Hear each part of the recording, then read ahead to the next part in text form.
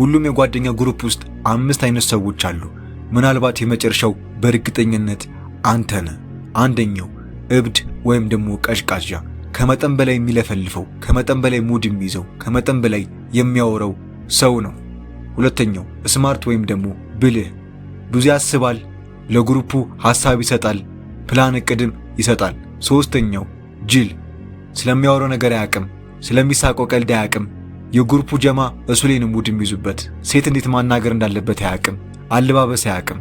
አራተኛው ዝምተኛው፣ ብዙ አያወራም፣ ብዙ አይናገርም፣ በጣም ተናዳጅ ነው፣ ማንንም አይሰማም፣ ብዙውን ጊዜ ፕራይቬት የሆነ ላይፍ ነው ያለው። አምስተኛውና ዋነኛው መሪውና ታዋቂው፣ የግሩፑን ጀማ የሚመራው፣ ግሩፑ ምን ማድረግ እንዳለበት፣ ምን መስራት እንዳለበት፣ የት መሄድ እንዳለበት የሚወስነው ይሄ ሰው ነው። ከላይ ከጠቀስኩት 5 አይነት የጓደኛ አይነቶች ውስጥ የትኛው አንተ ነህ? ኮሜንት ላይ አሳውቀኝ። ያላስቀመጥኩትም ካለ አስቀምጥልኝ ኮሜንት ላይ። እነዚህን 5 ነገሮች ካወቅከ ማለት ነው ወንድሜ ትለወጣለህ። አንደኛው ትዕግስት። አንድ ነገር የሚሳካው በትዕግስትህ ነው። ያንን ነገር ታግሰ ጊዜ ከሰጠው ያ ነገር አንድ ቀን ስኬት ላይ ይውላል። ሁለተኛው ጠንክረ ስራ። በእድል አትመን። እድል አጋጣሚ ነው። ጠንክሮ መስራት ደግሞ የስኬትህ መንገድ ነው። ስለዚህ በቻልኩ መጠን ጠንክረ ስራ፣ በእድል እንዳታምን። ሶስተኛው ከመጥፎ ቦታዎች፣ ከመጥፎ ጓደኞች፣ ከመጥፎ ነገሮች ራቅ። መጥፎ ነገሮች ማለት ነው ሁሌም መጥፎ ነገሮችን ነው የሚሰጡ። አራተኛው ኮንሲስተንሲ፣ ድግግሞሽ ይኖር።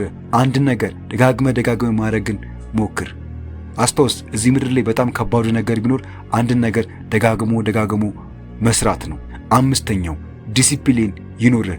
ካለ ዲሲፕሊን ማለት ነው በጠዋት መነሳት አትችልም። ካለ ዲሲፕሊን ያንን ያሰብከውን ፕሮጀክት መጀመር አትችልም።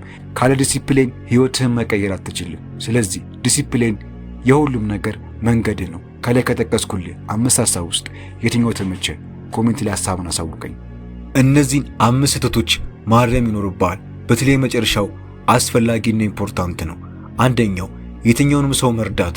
ሰው በምትረዳበት ጊዜ ወንድሜ አቅም ያንሳል፣ ገንዘብ ያጥራል። ስለዚህ በቻልኮ መጠን ያገኘውን ሰው ለመርዳት አትሞክር። ሁለተኛው ስለ ራስህ ብዙ ማውራት።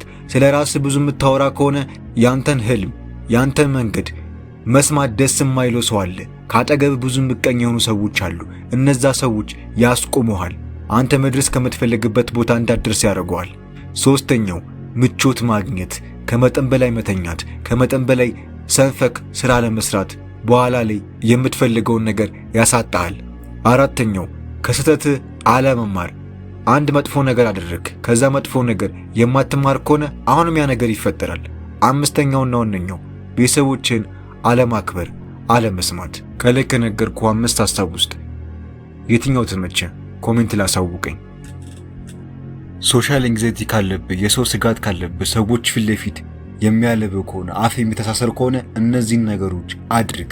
አንደኛው ሰዎችን ሰላም በል። የማታውቃቸውን ሰዎች፣ ከዚህ በፊት አውርታቸው የማታውቃቸውን ሰዎች መንገድ ላይ አውራቸው፣ አናግራቸው። ከነሱ ጋር ትንሽ ኮንቨርሴሽን ፍጠር። ያን ኮንፊደንስ ይጨምራል። ሁለተኛው ብቸኝነትህን ቅረፈው። ብቸኛ ስለምትሆን ነው ሰው ማውራት የሚያስጠላ፣ ሰው ማውራት የሚከብድ። ስለዚህ በቻልኮ መጠን የብቸኝነት ላይፍህን ቅረፈው። ሶስተኛው ራስህን ፋይት አስተምር፣ ቦክሲንግ አስተምር። ይሄ ነገር ኮንፊደንስህን ይጨምረዋል፣ ሶሻል ኤንግዛይቲን ያስወግድልሃል። ምክንያቱም ከአሰልጣኝ ጋር ከሰዎች ጋር ታወራለህ፣ ትግባባለህ። ጂም ቤት ውስጥ፣ ቦክሲንግ ቤት ውስጥ ከሰዎች ጋር ትቀራረባለህ። አራተኛው ሰው በበዛበት ቦታ ሁን፣ ሰው በበዛበት ቦታ ወክ አድርግ። ይህም የሚጠቅመህ አእምሮ ሰዎች ያሉበት ቦታ እንዲለምድ ያደርግልሃል። የዛን ጊዜ ሶሻል ኤንግዛይቲም ይጠፋል። አምስተኛው ሴቶችን አውራ፣ ሴቶችን አናግር። የምትፈራትን የምታፈቅራትን ሴት ሄደ በኮንፊደንስ አዋራት፣ አናግራት። ያቺን ሴት በፍጹም እንዳትፈራት። እነዚህ ነገሮች ካረክ ሶሻል ኤንግዛይቲን ታስወግደዋለህ።